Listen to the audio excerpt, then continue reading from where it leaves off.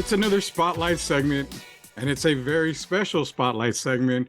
Before we get into our spotlight guest tonight, I got to let you guys know about two of our sponsors. It's Special Leaf Olive Tea.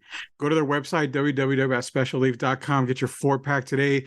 And our newest one, Machismo Libre Hot Sauce. That's right, Machismo Libre Hot Sauce. The hottest stuff on the market, but the absolute best on the market. Go to his Etsy store, type in Machismo Libre, order yours today. So Rocky's joining me tonight. A lot of the other staffers are working. Candace is on mommy duty, so she's not going to be joining us. Shemaya's still on the beats. Stats is working tonight. So we had to bring in a special guest. Now, I've been dying to do this for a while, and I'm going to try my absolute damnest to do it. So give me 1 second. I can't do the beginning part because the way I do it compared to the way our guest does it, it probably sounds like I'm watching porn and there's sex going on. So I'm gonna bypass that first part. But here we go. Tonight on Sweep the League, this thing here will be very lively. This thing here will be very Taylor. He will be with us over the next hour, and over the course of the next hour, he will help us kick sports ass on an account of that's what he is volunteering to do.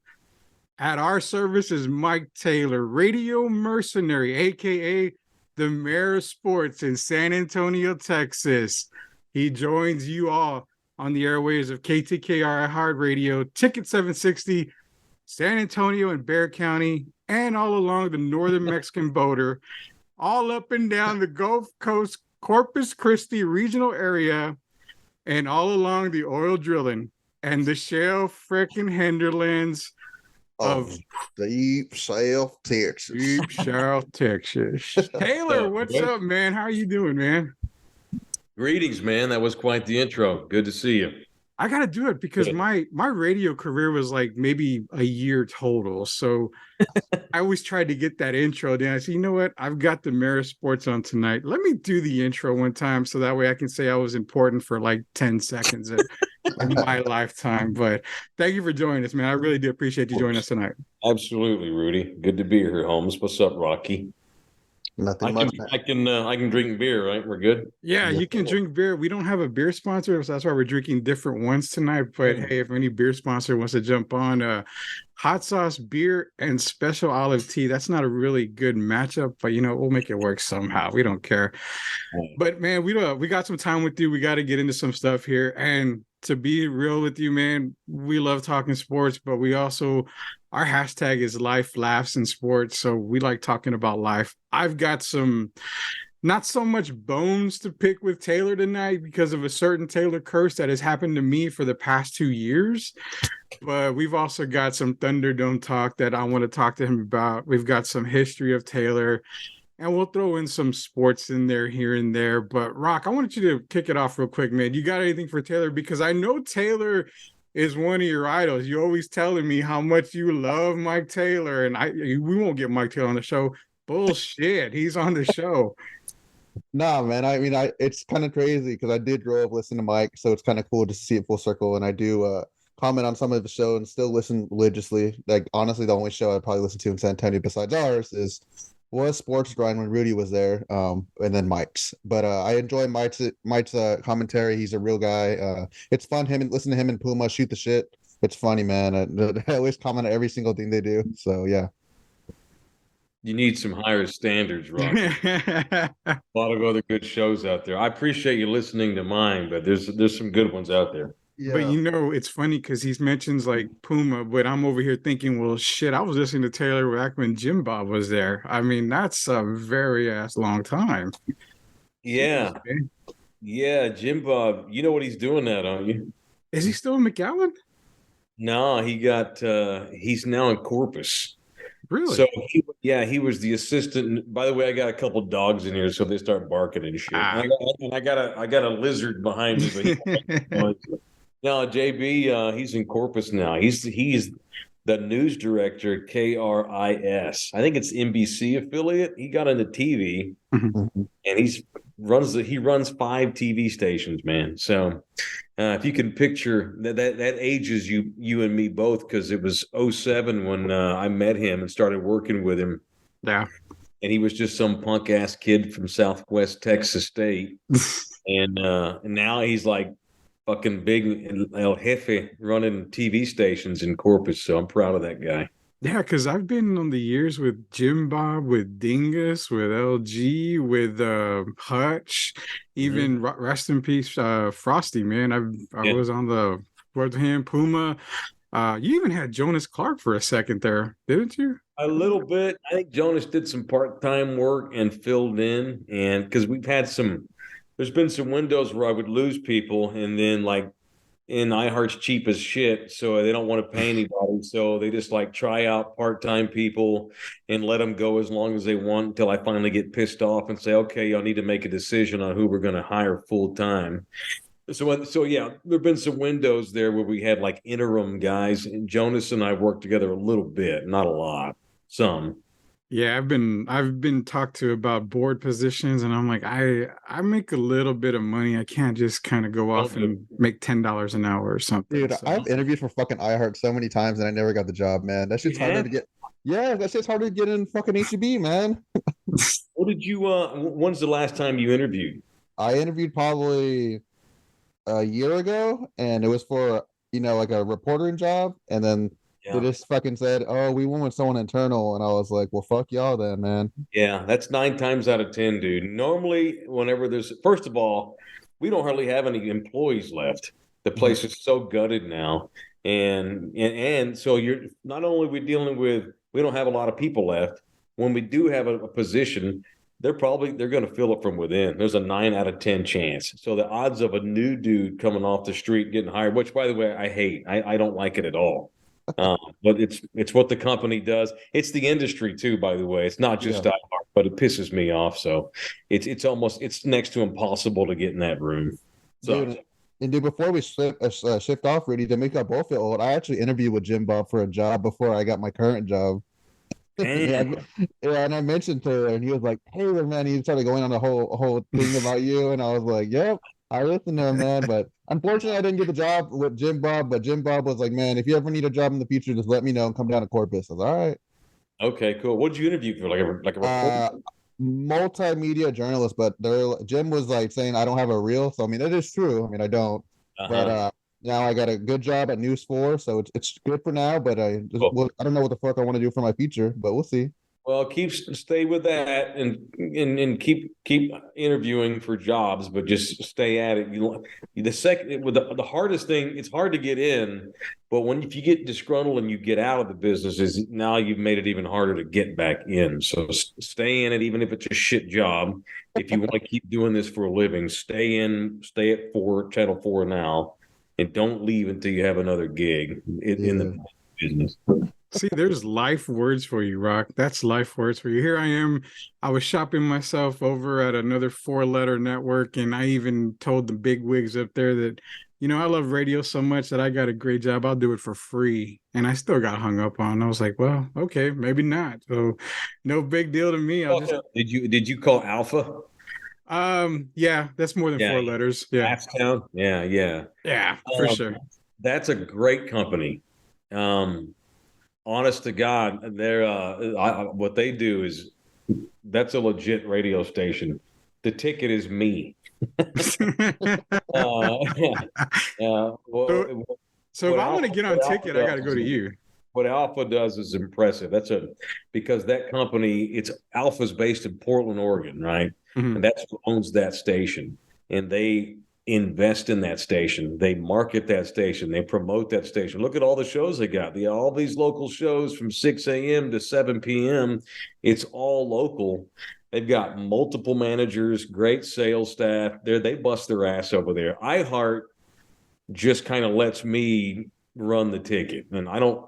It's good and bad. It's good that I can do whatever I want now, but it's bad in that, like Rocky was saying, and you were saying, it's hard to get it because we don't have anybody left. But that's the way they wanted it, man. So it is what it is. It is what it is, man. You know what? I've always it's kind of weird because in talking to some of the media guys, they're asking how I'm doing. I'm like, man, I had an offer from Philadelphia to do radio there. I've had offers in Arizona, in Nebraska, and it's like, well, you're not gonna. They wanted to start me at like 45,000 in Philly. I'm like, unless you're gonna throw in maybe a dumpster I can live in, because I can't obviously afford any place in 45,000 in Philly. There's no way I'm going to move up there. So I love the podcasting. It's a world of difference for me. So going from radio back to podcasting, I got no issues with it, because I can still get the guests that I was getting on radio here on podcast. And that's the history of radio, and that's like radio itself. But you coming from Fort Worth, born and raised in Fort Worth, basically. Yeah. And I know you've had problems just by listening to your show, that if anybody mentions the word, hey, you're from Dallas, you're ready to fight like at the drop of anything. Yeah. Give me the lowdown on that Fort Worth, Dallas thing, because I know the difference. I've been told, well, you're from the northwest side of town. I'm like, actually, no, I'm from the west side of town. There's a big difference. Northwest, you get pushed. West side, you get maybe stabbed or something. So, I mean, there's a big difference, maybe a 2 street difference, but yeah, it's a big difference. That Fort Worth posse, man, what's the difference between Fort Worth and Dallas? Everything. If telling a guy from Fort Worth that he's from Dallas is like telling you're from Austin. That's how deep that. First of all, people from Dallas don't give a shit about Fort Worth at all. Mm-hmm. My little brother down the street, they think we ride horses to work and don't have any electricity and shit in a hole. There's over 1 million people in that town, and the people in that town do not like the people of Dallas, because the people of Dallas, now these are generalities, of course. Mm-hmm. Dallas is a pretentious Los Angeles wannabe with a Texas accent, and Fort Worth is a real town full of just cool people, just down people like San Antonio. Fort Worth reminds me of San Antonio a lot, in that it's a hugely populated small town where everybody knows everybody, and if you've banged one chick, there's odds are a dude who has two. We're all a bunch of Eskimo brothers, because it's a great, big, highly populated small city like ours, and we're just regular people. We wear T-shirts to work. We don't get I think we have the right perspective on life. That's why I love this city so much and fell in love with it quick. And it was easy to become a San Antonian, because it reminded me of growing up in Fort Worth. And Dallas is all the opposite of those things I just said. It's like telling you, oh, you must be from Austin. No, bitch, I'm from San Antonio. Can you imagine, you go, let's say you're on vacation. Let's say you're in New York City, and the bartender's like, hey, where are you from, man? I'm like, oh, I'm from Texas. Oh, cool. Where are you from? San Antonio. Oh, that's by Austin, isn't it? Fuck you, dude. They've got nothing to do with each other. They're absolute opposite cities, and so didn't mean to get so long-winded, but yeah. So my favorite barbecue restaurant in Fort Worth is it's called Railhead Smokehouse, and all of the employees wear T-shirts. On the front says Railhead, and on the back it says "Life is too short to live in Dallas." That's what it says on the back. We don't like Dallasites, Holmes, unless they send good football players to TCU. But other than that, we don't have time for Dallas. Dude, TCU, man. I know the national title game happened and all that shit, but we're not focused on that, Rudy. We're focused on all the previous games before that. Yeah. I know it runs deep, man. I know it runs deep. I mean, I'm not a TCU big time fan. I did follow him this year. I followed him for a few years already, but I mean, that's probably one of the only sports things that we'll even mention. And in fact, now that I mentioned it, Rock's probably going to mention some bullshit thing that always happens. They always mention to me every fucking airwave that we're on. It always comes up when I mention something about a team losing. Rock, what do you always mention? Because it never fucking fails. The Falcons fucking suck and they lose. Yeah, being the only Falcon fan in San Antonio, Taylor, I have to hear about a 28-3 debacle every fucking time that I'm on this damn show. Well, Rocky, what are you, a Cowboy fan? Exactly. Yeah, were you alive in 95? No, man. I was born in 96, but I'm a realist fan, man. The Cowboys fucking suck, and I'm with you, man. The Cowboys don't have the balls, and Jerry doesn't have the balls to trade Dak. Your argument is what inspired my piece that I recently wrote, because they don't have the fucking balls to trade Dak, man. They don't. It's so annoying seeing those reports. Jerry, the Joneses are posers. They act like they're bad motherfuckers, and they are bitches. That's all. They're very conservative. They act like they're worth $9 billion, but obviously there's a salary cap, and they're scared to death to spend it. And when they do spend it, they spend it on the wrong people. And they act like they're all tough and hard ass, and all they care about is winning, and that's bullshit. But that's my team. Such is life. Hey, I am contractually obligated to be a Cowboy fan because if I'm not, then I get divorced. I can't go through another divorce. It'd be my second divorce. I can't go through a second one. So to keep the wife happy, I have to pretend to like the Cowboys until I get on the airwaves, and then I trash them every chance I get Hey, dude, because so, okay, explain to me how you wound up being a fan of the Falcons. What is that? so okay, so a lot of my Kidnapped family. and dumped in Atlanta one night, or what? No, man. No, not even close. So my family, a lot of my family went to Thomas Jefferson High School.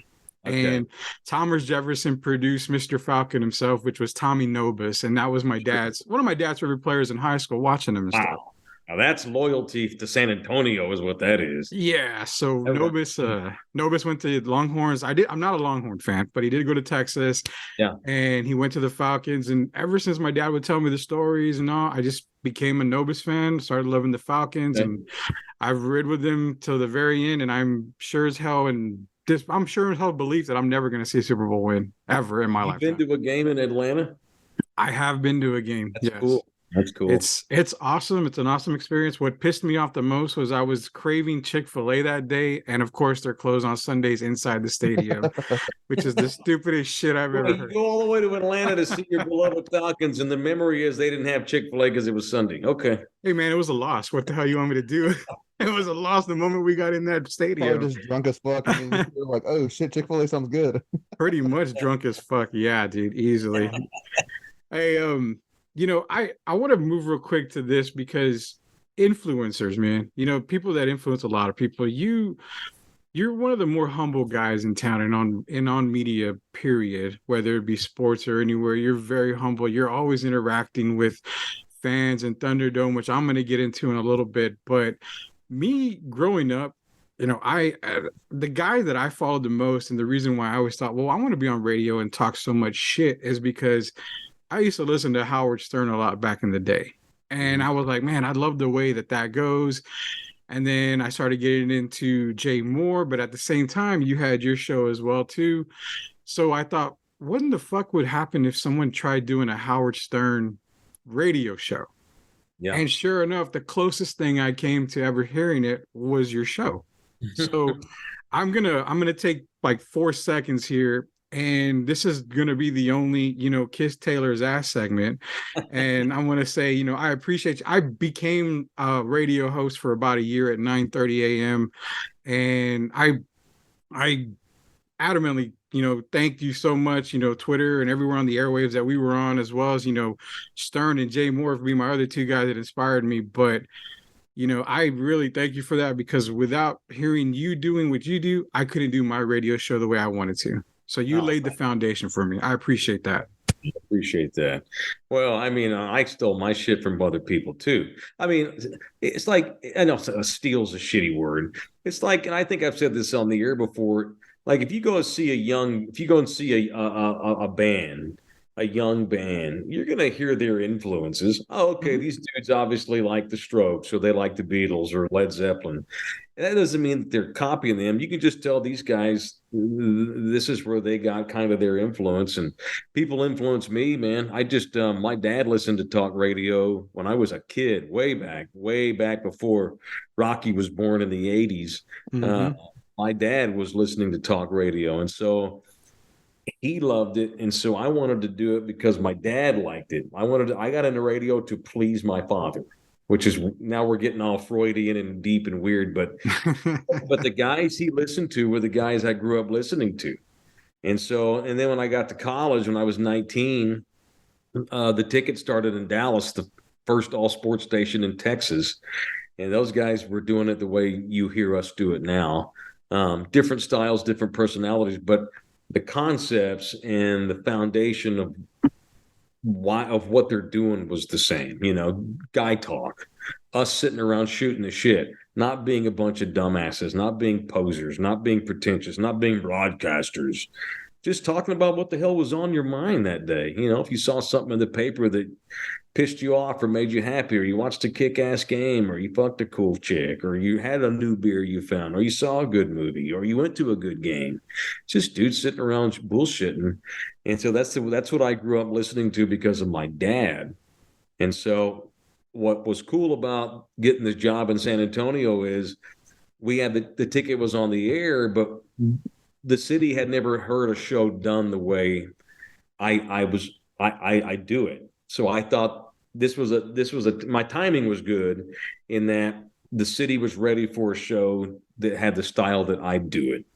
And that's been, thank God, it worked, So, but dude, I brought influences with me, just had to try to stay myself, but knowing that I've got bands that I like. So when I play my music, you're going to hear those bands. But that's the way I think it works. That's the way I enjoy doing it. And I've done regular, like straight X's and O's radio when I was at ESPN, and I hated it. Mm-hmm. I got bored all the time. I didn't care. I didn't even care about the topics half the time, but they didn't let us talk about stuff like drinking beer or screwing around or going to games. It was just about games, and who won and what do you think's going to happen next and who got hurt tonight. I just got that makes me nuts. I don't want to have a show like that. And so thank God, like I said, there's no one around here. This city was ready for a show like that. And thank God I got to do it first. So now I get all this credit for being this innovator. But really, dude, everybody's been influenced by the next people and older generations. So I think you hear some of the guys on 1250 now trying to do some of that. Yeah. To be a little bit funny. And you hear drops now, and they're trying to mix it up a little more over there, but it's not organic. You can tell that they're so used to not doing it this way. And now that they're doing it this way, you almost don't really, and I don't want to be critical of those guys. I've got guys that I know over there. I love Rudy J. And I like Jason Minix a lot. I don't know any of the other guys over there, but we were first. So I did the show that I do first. And so now it's like, well, fuck you, you're copying me, so I could say that. Anyway, I don't mean to be so long-winded. I've drank a lot of coffee tonight. Man, this is your spotlight. This is your spotlight. You talk. But I appreciate you saying that, and I didn't invent this way. Now I will say my dad did not listen to Howard, and I did. I listened to Howard a lot in college, and so it's like I wanted to mesh sports talk with Howard talk, and just talk about whatever, And so, and I also got lucky in that I'm old, and I'm 48, so I was able to do this kind of radio before all these podcasts took off. Now, and hell, I do a podcast now with my girlfriend, Yep. So, and I did a podcast with Puma and LG all this last year. Now, sky's the limit. It's a free for all. So thank God I kind of got grandfathered in. Because if I were just going to start now, I don't know how the hell I would make any footing, because I'm not original anymore. Because so many shows now sound like yours and mine. I just happen to get lucky and get fired. Get hired and be the first guy down to do it. So I guess that's a long way of me saying thank you, man. I appreciate that. So at least now we're all able to do whatever we want on this format. So it's cool. Hell yeah, we don't have to worry about money. It's hard to make money doing podcasts. Yeah, I know. We got sponsors yet. We haven't seen anything on that yet, but we're getting there. And that's the thing. It's patience, man. I have a great staff with me on Sweep the League that understand patience, and that's what's important. That's cool. Yeah. It's all about, and you want to evolve. Like even the show that I do now on iHeart is fine, but even that has become easy to do. It just kind of runs itself. We're able to talk about whatever we want, and that's great. But eventually, even this will get a little boring, and you're going to want to know what's next, or maybe reinvent your show a little bit. Fire Rocky and bring a new host in or whatever. But that's the reason I wanted to do something with Nina.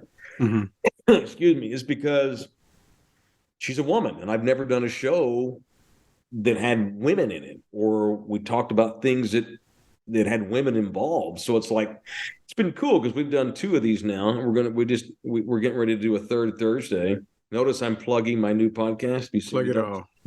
Pickles for dinner. Pickles for dinner. Right. Yeah. And she's super smart, super talented, tons of ideas from a woman's perspective.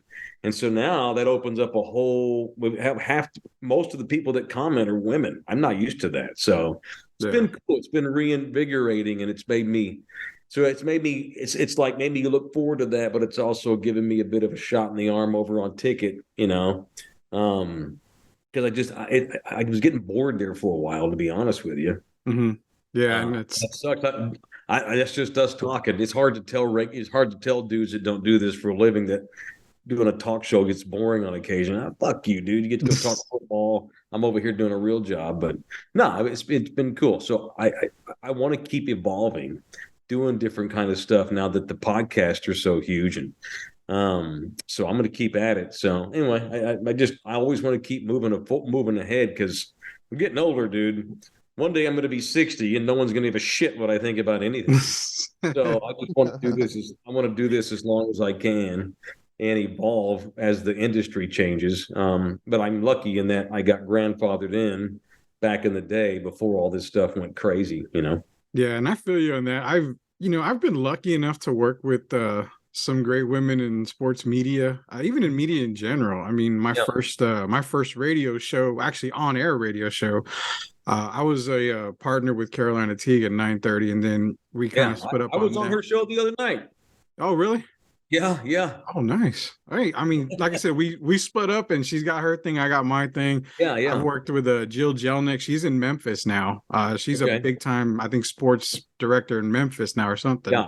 Chelsea Torres, I worked with her. We brought in Candice Avila Garcia. She's a part of Sweep the League now. So yeah, working with women, as far as podcasting and sports in general, I totally agree, man. It opens up a whole different side of things because I get so many people commenting and so many people texting me, did I really hear Candice say fuck on the airwave? I'm like, yeah. I mean, it's just because she's a woman doesn't mean she's not gonna, have a dirty mouth or anything. I mean, she'll say some of the dirtiest shit we've ever heard, and that's fine.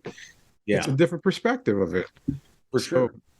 And the whole influence thing, I know you're with you, it was, if I'm not mistaken, it was Mike Reiner, Randy Galloway, Dan Patrick. Those are the guys that, were there with you in the beginning and basically built up the empire that is Taylor all the way to Thunderdome now. So, yeah, we've all got great influencers when it comes to getting in the media thing here. But before we get into the next topic here, and these next couple of topics are going to be, probably a little bit not sketchy, but a little bit crazy on a sense that I've been cursed by Taylor. Yeah, he doesn't know.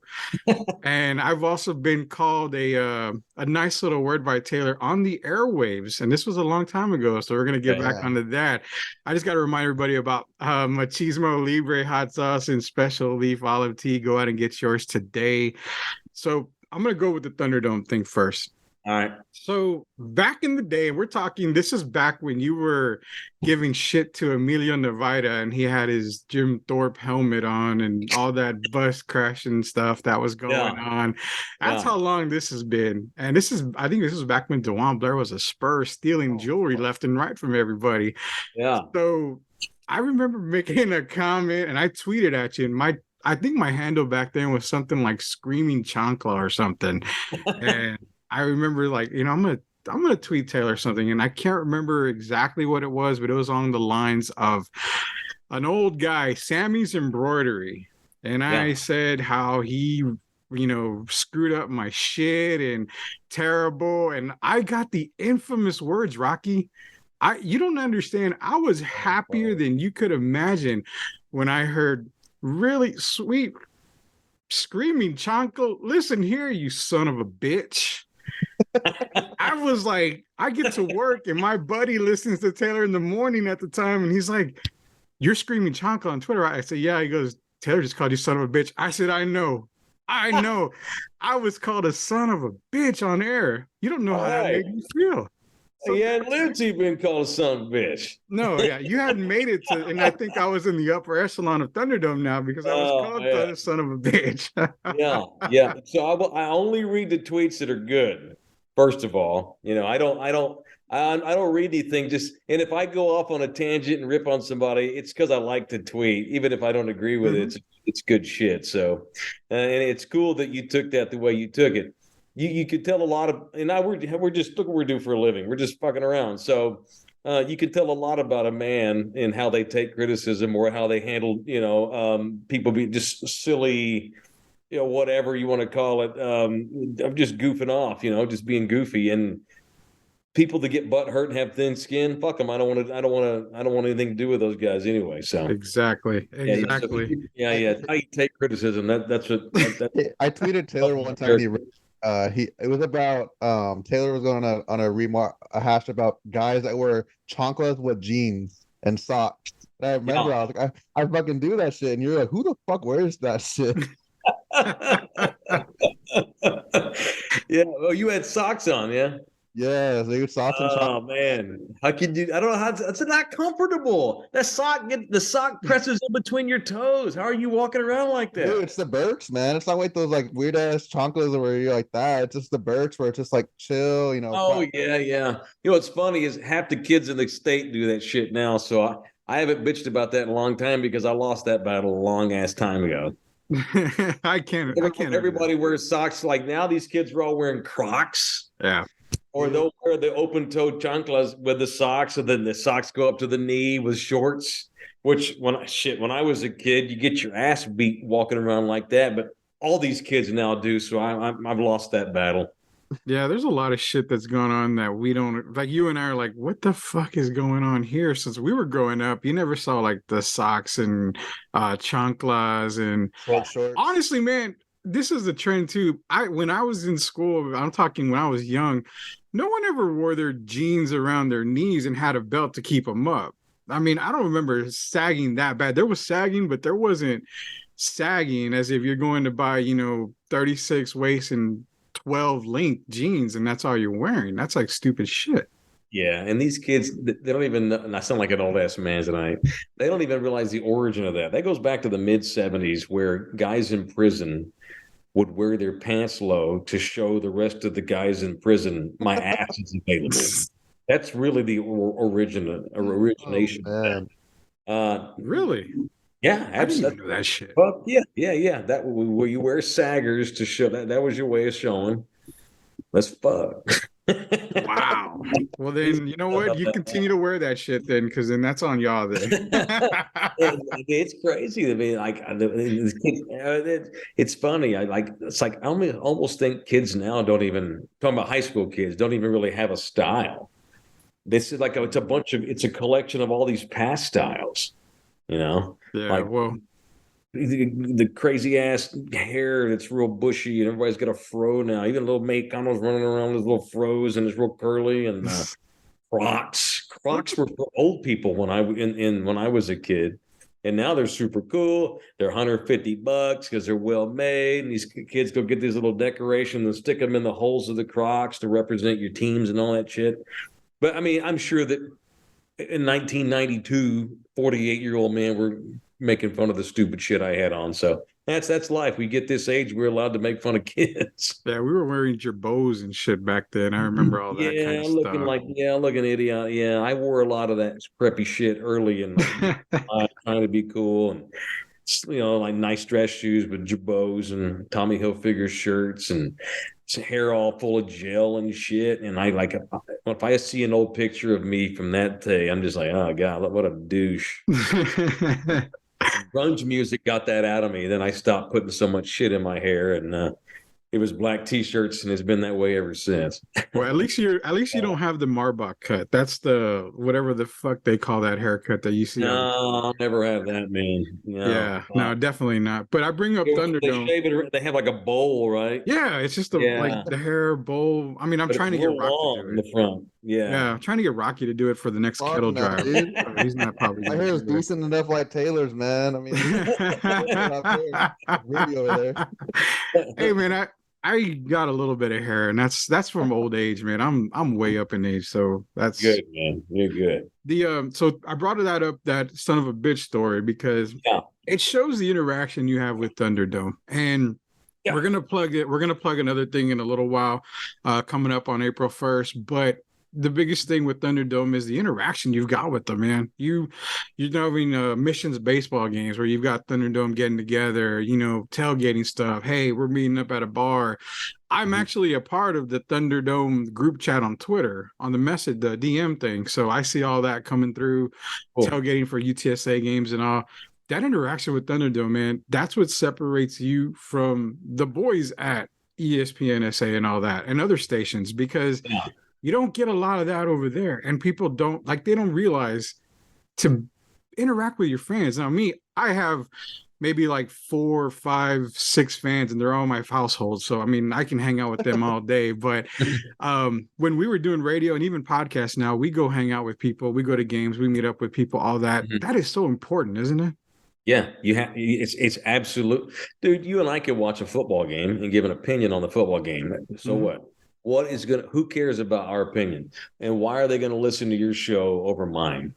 And when we're talking about the same damn game, and a game that you and I don't really know what the fuck we're talking about. Like, we're just dudes watching TV like everybody else. But what separates a guy that does what separates a show is the interaction with listeners, the interaction with viewers. Yeah. If you're not out there doing that kind of thing, man, I just don't. And they should do that over there. They should hire me, and then they'll have it. They'll show them how to do it. But it's just the way I do it, man. Again, this goes back to growing up and seeing what worked for other people, other shows, and not taking yourself so damn serious, and realizing that you're lucky. And look, I'm not trying to be super humble. I mean, I appreciate getting to do this for a living, and I know that the show's pretty good, and I accept that I'm pretty good at it. But I'm not going to just sit in my house all day and just do the show and go home. You have to be real.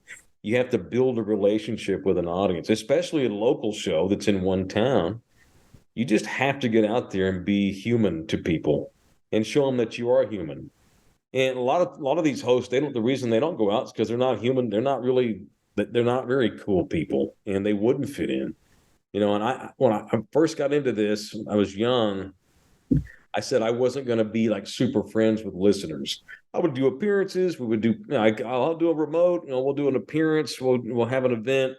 And I always said that I didn't want to be friends with listeners, because then all of a sudden you don't want weirdos, and you don't want people stalking you and shit like that. But then I got over that pretty quickly, because then I realized no one's going to stalk some dude like me. I'm not some chick on TV. I'm not some hot woman. And so I have.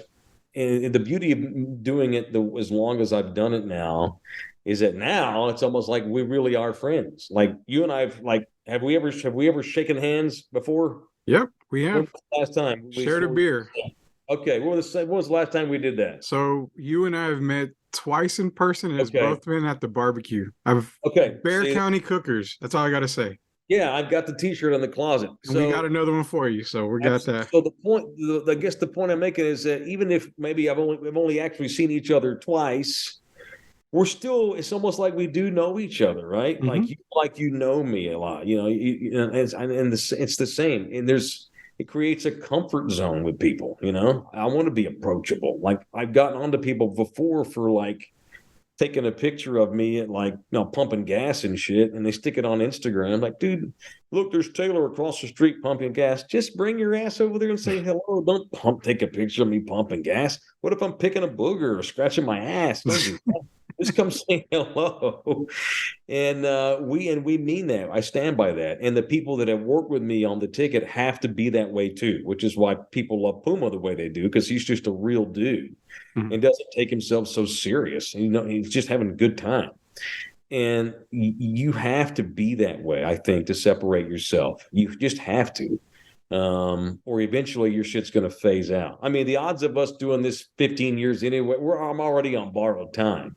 But whatever time you do get, whatever longevity you get, it's not about your fucking opinions on Tony Romo. It's how real you are and how you relate to people. Mm-hmm. And if you don't relate to people, go do something else for a living. So, and I didn't know if I would relate to anybody. I'm coming from Dallas, to San Antonio. I didn't know if it would work. Shit. I mean, you probably heard me tell the story where I got hired on a 1-year contract. Mm-hmm. And I thought, I'm going to get run out of town. No one's going to fucking like me here. They're going to hear my North Texas accent. They're going to know that I was a Mavs fan, and they're going to run my ass out of here. And so I got a 6-month lease on the apartment, because I didn't even know I didn't think I'd make it a year. But thank God somehow it just worked. Me and this city worked.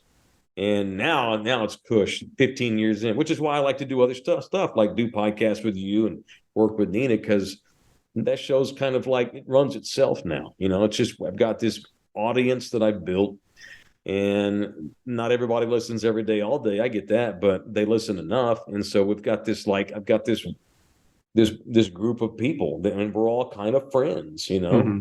Like, I mean, I recognize faces all the time and shit we do on people will come in, people will go into McFinnigan's, you know, that's my bar, you know, and I'm not even there, and they'll go in there and ask for the manager, and they want to tell him, hey, I know Taylor's radio show, so I'm drinking beer in here because of Taylor, and the guys that own McFinnigan's are listeners. And that's the reason why they're partners with me now. We all know each other, whether we're, you know, it's just, it's, I don't want to get all weird. It's kind of, I don't know. I don't get, but it just, it's pretty cool, man. And it's not common for a goofball talk show to have a niche of hardcore people that like the show. And we all feel like we can talk to each other about whatever. Like, I can call you a son of a bitch for funds on Twitter, or we can eat barbecue, and that's special. It's not common, and I don't ever take that for granted, you know. And I could get fired tomorrow, but I will always appreciate how this show went. You know, that's why I say I feel like I almost feel like I'm on borrowed time, because I mean, I just got so fucking lucky because it just turned into a small little family, you know. Almost feel like all the listeners are kind of like my cousins, you know, and that's just rare, dude. That does not happen, you know, it just doesn't. So. Yeah, it's like everybody became family with, you know, with your show, and you know, it's lightning strikes, man. Strikes at a good place. At least it wasn't lightning striking, you know, at Wolf Stadium, but it did strike for your career, and that, you know, it stuck for sure, man. But that's, dude, I'm to the point now where I've got guys that will send me emails and like, hey man, I'm 22 and started listening to your show when I was, you know, 7 with my dad, and my dad passed away last week. He was hardcore Thunderdome. Just wanted to tell you I appreciate, you know, opportunities. I'll have fathers that'll email me, hey, I just sent my kid to college, and I basically took him to school every day for 10 years, and we'd listen to you in the morning back when I was on in mornings or whatever, or whenever I'd pick him up from school after school. And he was 5, and now I just sent him to college, you know. And I'll have kids in college that are in other cities now that will email me and, hey, I just want to give a shout out to my dad, you know, listening from wherever, state college somewhere. Anyway, there's a communal aspect to it, and that is just rare. And I don't know exactly why it worked out that way. I mean, again, it goes back to being relatable and going out there and not taking yourself serious and talking about a lot of topics and being real. But that doesn't mean it's going to happen. Mm-hmm. You may have the ingredients, but the pizza still may taste like shit or may not work, you know. But it just, the timing of my getting hired, where the city was in our business, where I was in my life, and in my career, it all worked, dude. And so now I'm here forever. Now got a Mexican girl in there that she's from here. She ain't gonna never let me move again. So I'm here for good, you know. So perfect, man. that's what happens, dude. And I get real long winded when I drink strong beer, but. Dude, we got no timetable on this fucking show. No, it's all good. No, we're gonna go. I'm supposed to go watch. She wants to watch the show. Well, then I gotta hurry our asses up. No, it's just really special, and I am not very good at sentimentality like this, but it's rare, and I appreciate it, dude. We'll cry at the barbecue, so you and I will share a cry. Yeah, let's do that. We'll cry at the barbecue. We'll ask Brad for a office in the Salvation Army somewhere. Share a cry. Yeah, man, it's cool. It's good. It's awesome because like part of that also is like I'll have a listener that maybe, you know, owns a body shop, mm-hmm. and somebody that like works at somebody they've never met, but like a dude needs to go get car work done, and they'll meet through me, you know.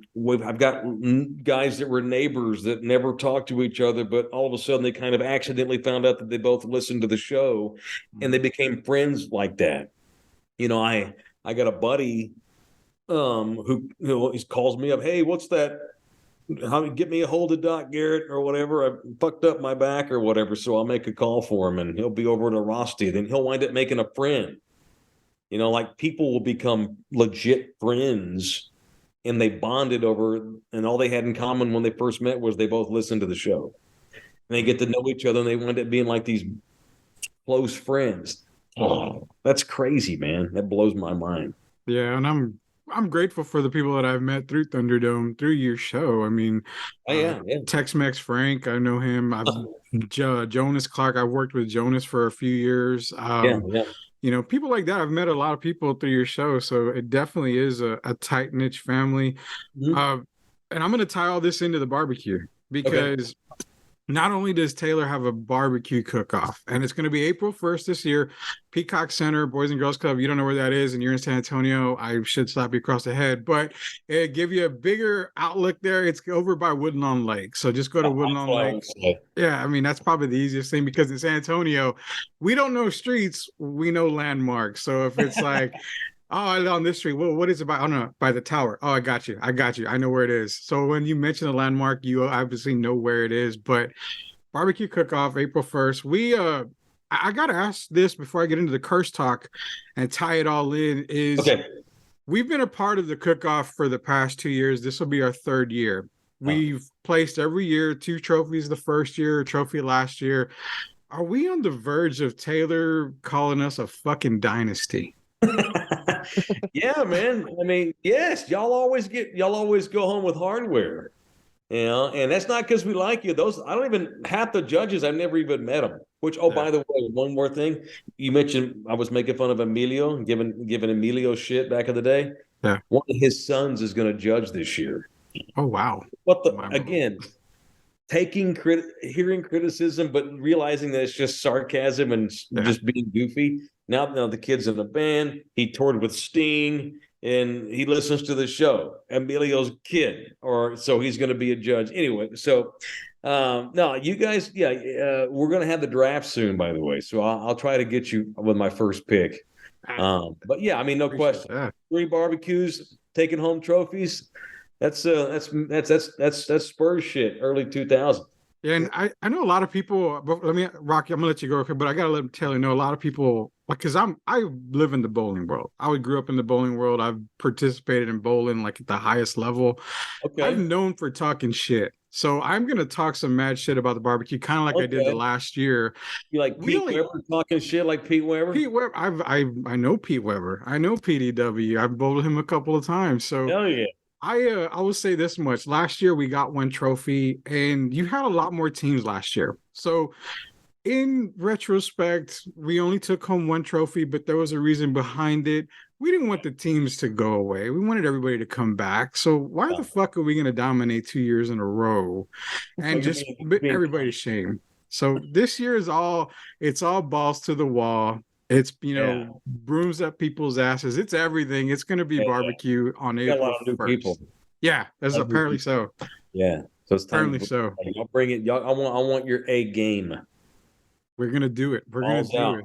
Yes, sir. Rock, you got something, Rock? Because I'm taking over this damn interview, and this is not even cool. No, you're good. I was just going to comment, man. If Taylor drafts you first, it'll be the first time you get picked first, man. Bullshit. Taylor drafted us first. I don't know if it was 2 years ago or the last year. I'd have been, I forget. It was one of the years I remember we got drafted first, but I'm gonna get you first this year. It's gonna happen again, definitely. But the Wembanyama, dude. That guy's a bust. I'm not even gonna get into that shit. That guy's a bust. He gives me that look, but I don't know either, dude. I'm fuck. He's from France. We never see him skinny. Don't let the media fool you on how good people are. Let's just put it that way. But yeah. I'm going to tie in the curse, Taylor's curse. I'm going to tie in the barbecue cook-off all together. And we're going to say this much, that Taylor curse is real. Why is it real? Well, before I get into that, I got to let him know I've got some questions when we end the show here. It's going to be the burning questions for Mike Taylor that's sponsored by Machismo Libre.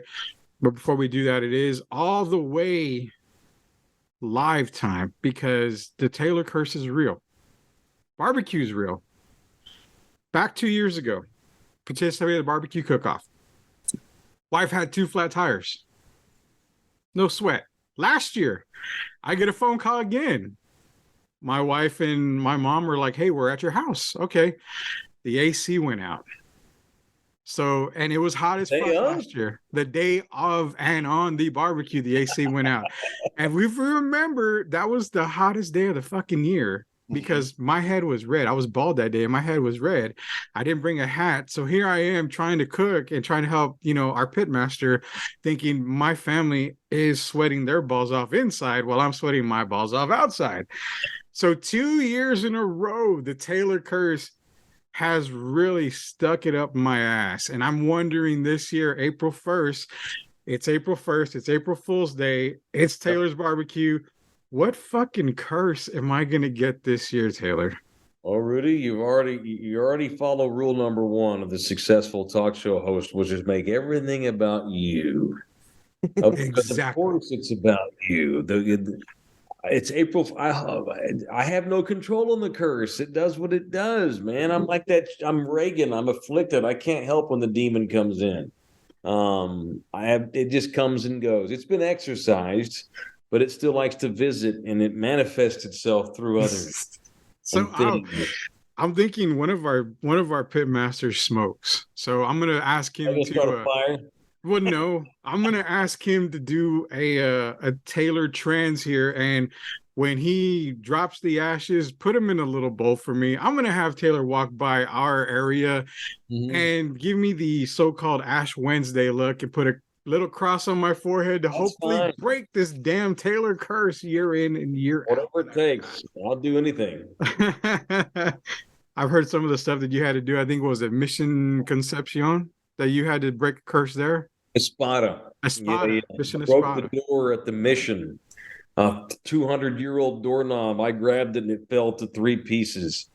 And that was the original. That's what got the curse started, is that I damaged an ancient church. And that's what fucked up. That's what let the demon out. But then I went back and did a seance over there, tried to make good. I prayed in that church. I dipped the water. And so I made it go away. It just likes to come back every once in a while. And sometimes it picks certain listeners. You should feel lucky. You're special. Oh, I'm ecstatic that I got the curse on me. Rocky's like, thank God these fuckers are talking like they're serious. Like this is a real thing. Hey, look at all the shit that's happened over the years. I don't know how to explain that stuff. People think that I set up stuff. How would I possibly set that up? Exactly, man. So that's the whole tie-in. You don't want to miss April 1st, Taylor's Barbecue Cook-Off. It is cooking for the kids. It's a fantastic event. I've enjoyed it the years that we participated. I've even been there when Taylor was body slammed in a wrestling ring. That was a very, very cool day. But other than that, the Taylor Cook-Off, man, you got to come out here April 1st. Come see us. Sweep the League's going to be there with Bexar County Cookers. We'll be partying with Taylor. All of us will be out there. Like I said, we'll bring a lot of stuff for him. We'll have plenty of beer this time like we did last year for you when you're making your rounds, and we'll be sure to grab a paleta again this time when you push the cart. But I've got to get him through some questions here, man. This segment is sponsored by Machismo Libre. We're going to end it on a cool question. Coolness because it is special leaf olive tea. All right, man. So you are, and I've labeled you the nomad of sports media. And I labeled you back on Twitter a long time ago, the nomad. Every time we saw Taylor, major announcement at 5 o'clock, my first tweet was, where in the F are you moving now? So I even remember said you're probably moving from one bedroom to another, and that's the major announcement. But best place you've ever lived, man. And you don't have to kiss San Antonio's ass. What is the best place you've ever lived? The best. That's because there's places where there's some foods better than others, but then that town's got better weather, and this town's it's prettier. The best place I ever lived was this town, and I'm serious about that. My twins were born here. This is where my career took off. This is where I went from young man to man. I learned a lot, been humbled. I've made a lot of friends, I made a couple enemies, but that's okay. You're going to make a few of those along the way. The reason it's the best is because this is where I became who I am as a person. It happened to be in this city.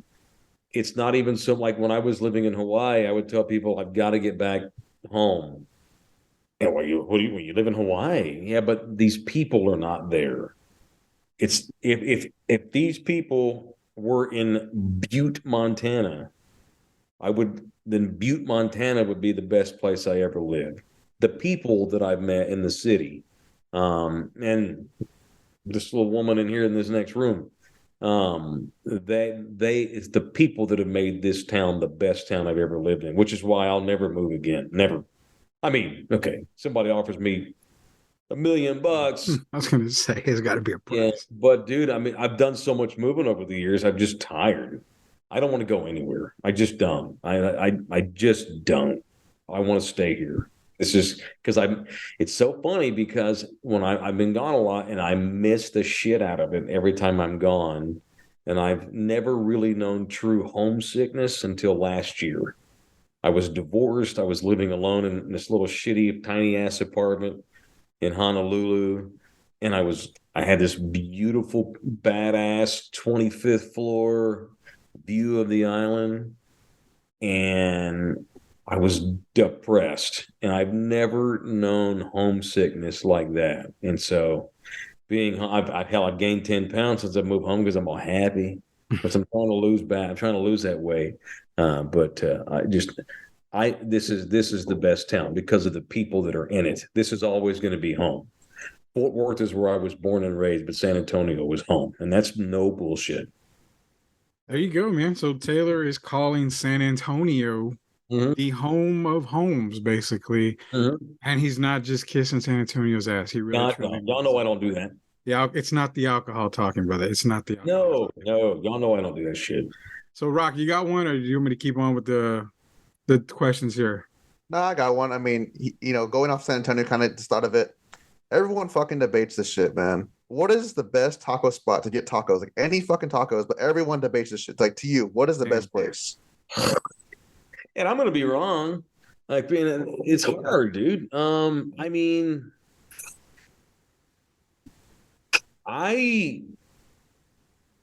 you put me on the spot because I'm trying to roll through all the different places. So I love Data Point tacos, man. When I first moved to town, I lived over in the Med Center, and they were right there on Medical Drive. And the place burned down now, and so they had a taco truck, and now they're back over here. They're off of De Zavala. They just finally got back in business. And of course, there was another one. There's two Data Point tacos. There's one over in the Deco district over off Fredericksburg Road. Data Point, however you say that word, is my favorite taco spot, right? But I mean, shit, I ain't had a bad taco in my life. So, but I would pick Data Point. It's almost impossible in San Antonio to have a bad taco. But I love Panchitos. You have all the obvious, like people there's the obvious ones that get all the publicity. Panchitos on McCullough is great. She takes me to places I can't even remember the fucking names on the South Side. I've not been to the South Side enough living in San Antonio, but since I've been with her, she takes me to spots on the South Side where there ain't nobody in there speaking English. Every motherfuckers in there is undocumented. They got probably if I go there enough, I'm gonna wind up getting like hepatitis. But the shit is good. The shit is good, man. So you just can't go wrong, dude. You know how it is. We're so territorial. Everybody's gonna claim their hood. No, fuck that. Rolando's is overrated. You should come to this place over on Zarzamora, that kind of thing. So, but I would pick Data Point. And I took Rocky to Panchitos recently. Him and the rest of the guys. Yeah, so they went. I haven't had a taco in 3 years. And that's I was a great big fat person for a while there.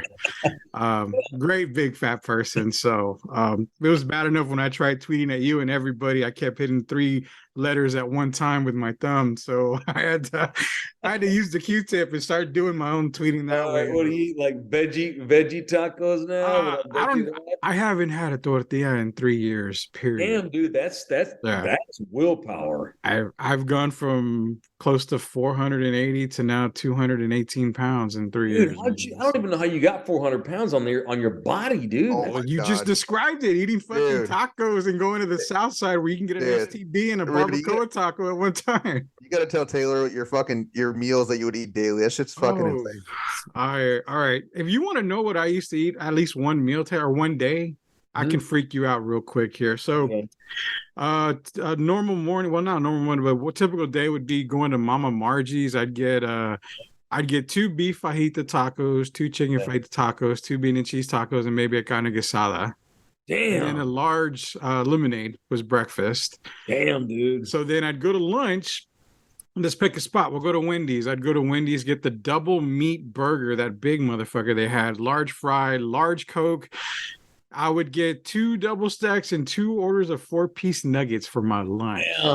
He's already Yeah. sick, Rock. He's already sick. But hey, there's more. On the I way know. home, I had a snack. I'd stop at McDonald's and I'd get 2 of the double cheeseburgers with the mac sauce, and I'd get a large sweet tea, and I'd also get like a 10-piece nugget for the Damn. drive home, brother. Get home, guess what? It's fucking dinner time. If my wife made spaghetti, I would put mounds of that shit twice. And yeah, then I'd go and I'd also drink it with a gallon of, the HEB makes that orange punch or whatever that drink. It's called the drink for all the people out. So the drink. I would get a gallon of that drink, and that would be dinner. So that would be a day for me of eating. So we're talking what, 20,000 calories easily? Yeah, about 20,000. So yeah, then I get told you have diabetes. Well, no shit, doc, I have diabetes. I mean, I could have told you that. No one's, get past of that. He said, got to lose weight. So I did. Now I don't have diabetes. I don't have any problems.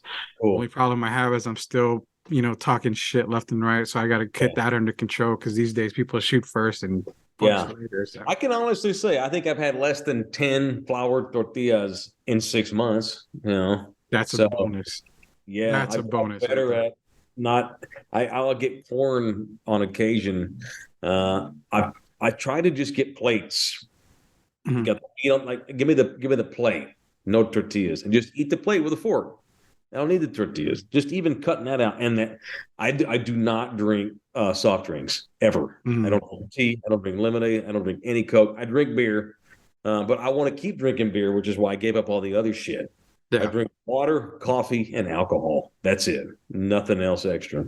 Man, you and I are brothers. That's all I drink now, and all I've drank for the past 3 years is water, alcohol, and coffee. I mean, that's I the can't perfect give up combination. booze. So I'm giving up tea and Coke and fucking lemonade and all that was easy because I don't want to give up beer, Yeah, same here. Well, I got one more, then we're gonna do a real quick one. So this is a very hot one, since Machismo Libre is super hot and super great. I gotta ask you this one last question from everybody that wants to know. If you could give the middle finger to one person, who would it be? Yeah, it's like someone in town. Anybody in town, out of town. I mean, if you could give that middle finger right to someone's face right now, who would it be? Okay, cool. Who would it be right now? Give the middle finger to. I would give the middle finger to the dude who has the 3 pit bulls that let him get out. Oh, dude. That killed the old man. So I don't want to get too into it, but we know someone who was related to the man that passed away. Wow. And his wife's like, "Oh, we didn't mean for that to happen." Well, I know of course you didn't mean for that to happen, but you didn't really give 2 shits about what happened if they got out, because you let those dogs get out. So that dude that's in jail right now and probably going to get charged with fucking negligent homicide, because he should not have dogs like that, because he clearly can't. He doesn't know what he's doing. And then to not be able to keep him in the gate, that's fuck them. They deserve whatever happens to them for letting. That's awful. What are the odds of you dying by a dog mauling? That's outrageous that even happened. Yeah. So fuck that guy for letting those dogs out of his yard all the time. What a dumbass. Now he's in jail. There's a dude who's dead. He's got a wife and kids at home. They all have him. The whole fucking life's fucked up because you didn't maintain your dogs. fuck you, man. That's on you. That sucks. Exactly. I would repeat all that as well because that is stupid. Big old fuck you to that guy right there. Middle finger to his face. And we got one last thing because Special Okay. Leaf is cool and refreshing. And when you eat that hot sauce, you got to get something cool in your mouth. So Special Leaf olive tea is the cool thing to go. So the coolest athlete that you have ever met. Okay. Well, shit. And you can't say me because I was a former high school I basketball understand. player. Of course, I'm sure you were. Yeah, yeah. And you're talking to a former varsity baseball player right now too. There you go, second baseman. um, Manu Ginobili. So one time they let me interview Manu one-on-one, and Manu is that dude who, if you didn't know who he was, you just think he was some dude because he's just so low key, so whatever, such a real, genuine dude. And we talked about Argentina. We talked about his old lady. We talked about him going bald and why he had to cut his hair short because he was going bald. We shot the shit about music. I think part of that is actually on YouTube somewhere. Me and Manu. Mm-hmm. I think I have a shaved head because I lost a bet. But I was like nervous that day when they're like, "Yeah, come down Tuesday. Manu will be here. You can talk to Manu. You get 10 minutes from Manu." So I knew he was a cool guy, or he came off as a cool guy, and I was nervous. But within 30 seconds, it was just two dudes shooting the shit. Just the coolest, most real. And I know that's not surprising to anybody. Yeah. Just a real cool, whatever kind of dude who just happened to be fucking Manu Ginobili. But outside of that, he was just another dude. That was awesome. That's been the highlight of my sports career in town since I got the job. Dirk Nowitzki was probably a close second. Honestly, Dirk was just such a cool dude too. Just any topic, whatever. He was just shooting the shit. We could talk about tunes or German beer or strip clubs in Dallas or whatever. These guys, a lot of these guys are so smart and they have so many other things that they care about. The last thing they want to talk about is fucking basketball. Yeah, that's like us, man. When I brought you on here, I was like, I don't want to talk sports with him. This is about Taylor. This is about everything outside of sports because you talk sports every fuck. Yeah, had you kept this about sports, this shit would have been over 20 minutes ago, probably, because I just would have been like, yeah, that's cool. I like that, But no, you can just. I like athletes that are about a lot of shit. They're about a lot of other things, and they're real. So. Manu is first, Dirk a close second.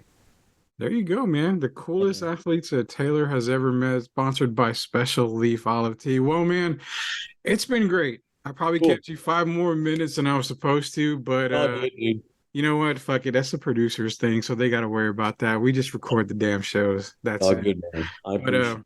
Man, I appreciate it. I hope one day we can do this again. I hope when we get to the barbecue cook-off. Thank you, man. We take a lot, but I'm also going to let everybody out there know that Sweep the League is going to be purchasing some tickets and giving them out to the listeners. Oh, thank you. For Mike Taylor being on the show. We're going to definitely celebrate and help out the cook-off for the kids. So appreciate you again, Mike. I will get with Brad. I got to go see him actually. And do me a favor, next year on the Kettle Drive, can you at least give us a chance to win something? I mean, you've got $5,000 before I could even make $5 in that damn kettle. So I'm pretty competitive on that kettle, dude. So I can't make any tease on that. I know. Well, I'm gonna definitely try to get you to, because you do the segment sponsor. You can pay a certain fee, like $30 or whatever. You get that's how I'd be able to rack up that money. Exactly. Well, no one's gonna pay shit for my show, so it's like I can't. I'll definitely try to donate to Taylor's next year and maybe do a little segment or something. But again, much love, man. Thank you for being here. This is Sweep the League for Rocky. For the staff, Candace doing mommy duties. Derek Gervin, he's doing Team Gervin now. Shemaya on the beats on the radio. Stats is working, but he'll be back later on. For Rocky, for Mike Taylor, this is Sweep the League. Appreciate you guys for joining us.